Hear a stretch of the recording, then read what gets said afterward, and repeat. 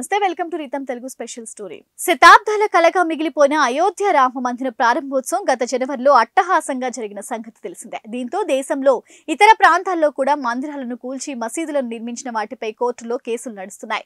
ఇప్పటికే వారణాసిలోని జ్ఞానవాపి మసీదు కింద భారీ హిందూ దేవాలయం ఉండేదని, దాన్ని కూల్చి మసీదును నిర్మించారని ఆర్కియాలజికల్ సర్వే ఆఫ్ ఇండియా తెలిసిందే. ఇక మధురలోని షాహీ ఈద్గా ఉన్న ప్రాంతంలో కూడా గతంలో శ్రీకృష్ణుడి ఆలయం ఉండేదని, దాన్ని కూల్చి మసీదు నిర్మించారనే వాదన ఎన్నో ఏళ్లుగా కొనసాగుతోంది. షాహీ ఈద్గా ఉన్న ప్రాంతంలో శ్రీకృష్ణుడి ఆలయాన్ని పడగొట్టి ఔరంగజేబు మసీదు నిర్మించారని తాజాగా ఆర్కియాలజీ సర్వే ఆఫ్ ఇండియా స్పష్టం చేసింది.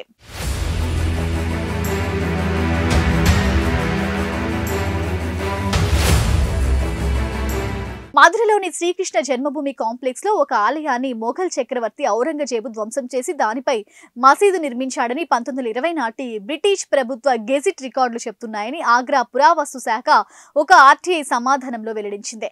అయితే ఏఎస్ఐ తన సమాధానంలో శ్రీకృష్ణ జన్మభూమి అనే పదాన్ని ప్రత్యేకంగా పేర్కొనలేదు.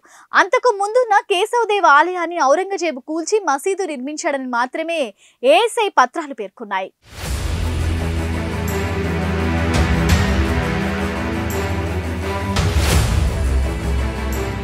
ఈ మేరకు కేశవదేవ్ ఆలయం కూల్చివేతకు సంబంధించిన వివరాలు కోరుతూ మెయిన్పూర్కి చెందిన అజయ్ ప్రతాప్ సింగ్ అనే వ్యక్తి సమాచార హక్కు చట్టం కింద చేసిన దరఖాస్తుకు ఏఎస్ఐ ఇచ్చిన సమాధానం తాజాగా సంచలనంగా మారింది. ఈ ఆధారాన్ని సుప్రీంకోర్టు, అలహాబాద్ హైకోర్టులలో సాక్ష్యంగా చూపెడతామని శ్రీకృష్ణ జన్మభూమి షాహీ ఈద్గా వివాదం కేసులో హిందువుల తరపున వాదిస్తున్న న్యాయవాది సింగ్ తెలిపారు. ఈ కేసు విచారణను అలహాబాద్ హైకోర్టు ఈ నెల 22కు షెడ్యూల్ చేసింది. ఇది ఇవాల్టి స్పెషల్ స్టోరీ. చూస్తూనే ఉండండి రీతం తెలుగు.